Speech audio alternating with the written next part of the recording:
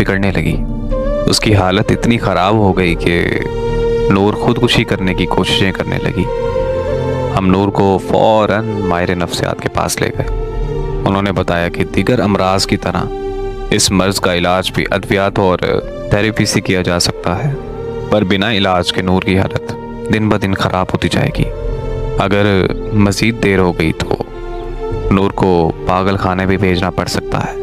तो हमने फ़ौरन नूर का ट्रीटमेंट शुरू करवा दिया। 2 साल के मुश्किल तरीन वक्त के बाद नूर बिल्कुल ठीक होकर खुशहाल ज़िंदगी गुजारने लगी।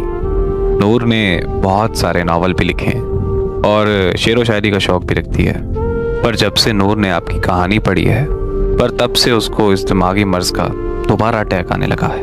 नूर की बहन की बात मुकम्मल होते ही मुझे खबर मिली कि नूर को होश आ गया है और उसकी बहन नूर की तरफ भाग गई। मैं भी उसके पास जाना चाहता था, पर मेरे दोस्त ने मुझे रोक लिया।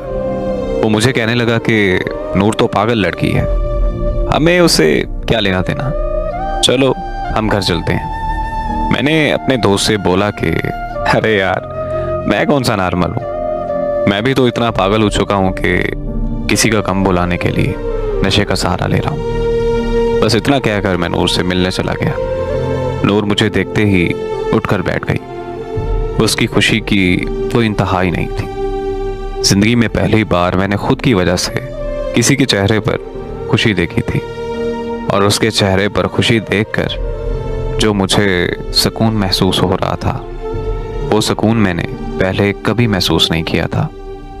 मैं नूर के करीब जाकर बैठ गया और उससे उसका हाल चाल पूछने लगा, तो वो मुझे कहने लगी कि आपके आने से सब कुछ ठीक हो गया है। फिर हमने बहुत सी बातें की और कुछ देर बाद मैंने नूर से कहा कि अब मेरे जाने का वक्त हो गया है। नूर ने जब ये सुना तो पता नहीं उसकी हंसी अचानक से कहाँ चली गई। उसके हाथ पांव कांपने लगे और आंखें नम हो गईं। मैंने नूर की हालत देखते हुए अपने दोस्त को कॉल की और उसे कहा कि तुम चले जाओ, मैं बाद में आ जाऊंगा। इतना सुनते ही नूर के चेहरे पर मुस्कुराहट फिर से वापस आ गई। मैं और नूर 2 दिन तक अस्पताल में रहे। वो 2 दिन मेरी ज़िंदगी के सबसे खूबसूरत दिन थे। हमने एक साथ जीने मरने की कस्में भी खाई थीं। 2 दिन बाद नूर को अस्पताल से छुट्टी मिल गई और हम दोनों अपने अपने घर चले गए। फिर हमारी फ़ोन पर दिन रात बातें होने लगी और ऐसे ही 1 साल गुजर गया। वो ज़हनी तौर पर बिल्कुल ठीक हो चुकी थी और मैं भी नशा मुकम्मल तौर पर छोड़ चुका था। यहाँ तक कि हमारी शादी के लिए हमारी फैमिलीज़ भी रज़ामंद हो चुकी थी। ज़िंदगी में सब अच्छा चल रहा था कि अचानक एक खबर ने मेरी दुनिया हिला कर रख दी।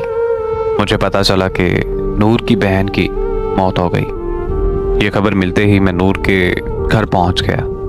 वहां पहुंचकर पता चला कि नूर की बहन ने प्यार में धोखा खाने के बाद खुदकुशी कर ली और नूर को फिर से वही दिमागी मर्ज का अटैक आया।